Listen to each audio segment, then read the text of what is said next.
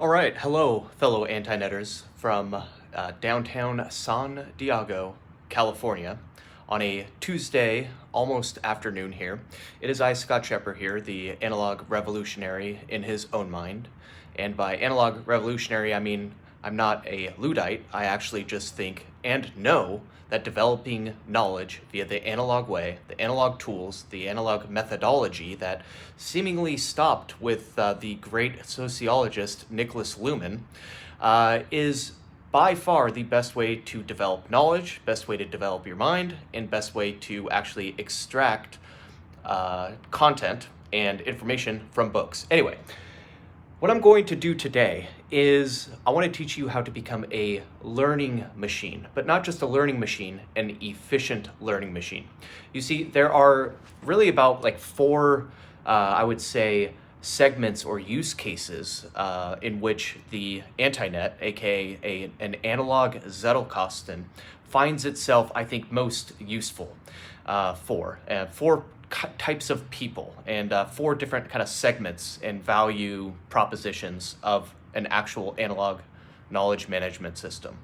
And those four areas are, first off, you can become a learning machine with an analog Zettelkasten, with an Antinet. The second thing you can become is a content machine. And by content machine, I mean things like if you're an entrepreneur, a creator, a podcaster, a YouTuber, if you want to learn and extract knowledge from books and then quickly turn that over into lessons that you put out in YouTube videos, then the Antinet has an application and a use for you. All of these require kind of a different workflow, by the way, okay? The third thing and third application is you can use the Antinet to become a writing machine. And by writing machine, I mean like you are going to be able to spit out content just so easily and rapidly that have kind of like evolved over time. And you're going to be able to create that book that you've always dreamed of writing. However, you just like don't even know where to start. And it happens so much easier when you actually follow the analog knowledge development process that I'm going to be talking about or teaching in my book, but also, that you can kind of gather and pick up from my, free YouTube videos that I put out. So that is the third kind of application or use for the Antinet. The fourth one is to become basically essentially a research machine. It's for like academics or researchers, and it's kind of what Nicholas Luhmann used the Antinet for as well. And that is to actually extract knowledge from academic articles and then turn that into well-cited, footnoted pieces of knowledge and gems that you can then use in a published manuscript or an article. So anyway, those are the four areas and the four useful, segments in which you can use the Antinet. Now, today I just want to talk about the first one, and that is how do you become a learning machine, but more importantly, an efficient learning machine when using an Antinet Zettelkasten. So I'm going to show you, we're going to swing over to my Antinet right now, and I'm going to show you this. So first off, I want to start off with what is not essentially really an efficient learning machine. And here's an example. These are the notes I started really creating and compiling back in 2006. You can see these are 3x5" cards. And each one, so I would read a book, and then I would use 3x5" cards to extract knowledge. Like this is from a book called Simple Numbers, right? And it's about kind of like running a business and finance and all that stuff. And it's just like a stack of lessons from the book, right? And then I would just put it in rubber band and then, pile it and not really cite it or use it for anything other than just to learn, right? Now, the problem with doing it this way is that you essentially spend way too much time on the extracting knowledge that really isn't that useful and won't turn into something valuable later on. And there's more efficient ways of actually extracting that type of knowledge.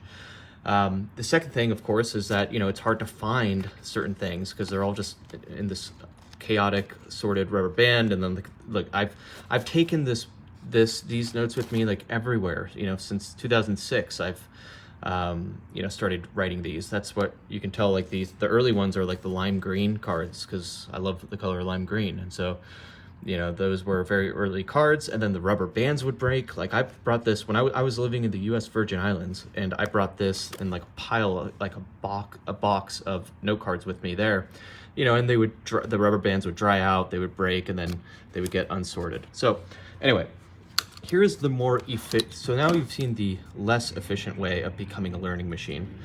The more efficient way of becoming a learning machine is just to use the Niklas Luhmann method, and you can learn about this in my other videos, but the bib card method and extracting knowledge using a bib card, okay? And so I'm gonna show you one. This is a recent one I did. And by the way, my bib box isn't that big because I had to learn, if you're familiar with my story and background, I had to learn how this Luhmann system actually worked the hard way. Like Sonke Arens in his book, How to Take Smart Notes, never laid it out in detail. I'm not even sure he knows how to create like a true Niklas Luhmann-like Zettelkasten, an Antinet.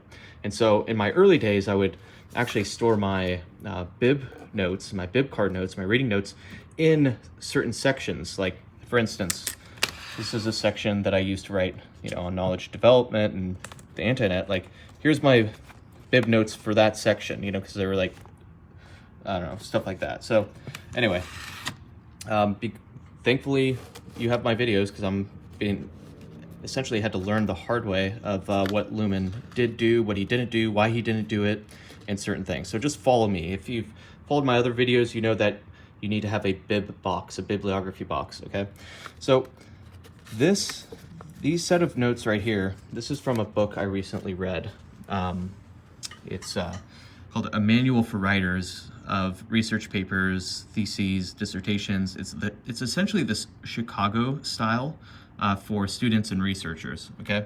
And here's the actual book right here. I got it for you. So the book is right here, okay? And what you do, I'll skip this first card, but what you do is this acts as essentially like your bookmark. So when you read a book, let's put this in here. This is essentially your bookmark. And then whenever you come up with a gem, right, you take out like the information, you write it down, and then here's like the page number in case I want to cite it later. And so from this book right here, I didn't create, 50 different, index cards like I would have in my old system, and then never been able to find it, And also, what the problem with this method is that you get hung up and bogged down, as the term Niklas Luhmann would use. You get bogged down completely by what you're reading, that it ends up like a book that really should take you maybe a week to 3 weeks ends up taking you a month to 3 months, because you do a method like this, right?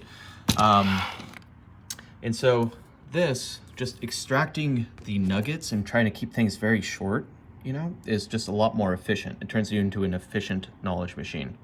So you can see my notes on this in this area. It's like little gems. Like, the truth is, research is messy and unpredictable. Start with what interests you, research what you are irrationally passionate about. This type of stuff. These are nice little gems. And what's cool is, if I want to review these gems and just go through a ton of my knowledge, I would otherwise have to take, a big fat stack of these things and go through it like one at a time, little piece of knowledge. Now what I can do is just take, this is like the entire book, right? Just take it, just quickly review the entire book. And this is super thin. I can fit it in my fanny pack. As you know, my previous video, or one of my previous videos, like 2 videos ago, I created a video on my whole fanny pack system. So anyway, this gives you a taste, a flavor. So I had to learn the hard way. Like, if you just want to become a learning machine and then just extract the gems from the books you read, I hate to break it to you, but the Antinet is a very simple system. You really only need one box for that. You need the bib box. And chances are that you want to not just learn, but you also want to contribute something. And, there's kind of 2 phases that people are in that I've talked about before. You're either in the growth phase or you're in the contribution phase. And so, I have a feeling, and I think that there's a good chance that you also fall into one of the other categories. You either want to produce some content, whether that be YouTube content, podcasts, or whatever, short form of content, or perhaps you want to take it a step further and become a writing machine or even a research machine, and you obviously know the power of such a system. If you fall into those other camps, there's additional steps that you would want to integrate into your workflow. But if not, and that's fine too. If you just want to be a learning machine, the system and what I've shown you, just bib cards only, is probably all you're going to need. So yeah, anyway, hope this is helpful. Hope this sheds some light into actually developing knowledge via analog tools and analog systems, and hopefully you can try out this workflow and see if it makes you become a more efficient learning machine. Anyway, peace and love, Antineters, and it's fun creating this video, and I'll talk to you later. All right, bye-bye now.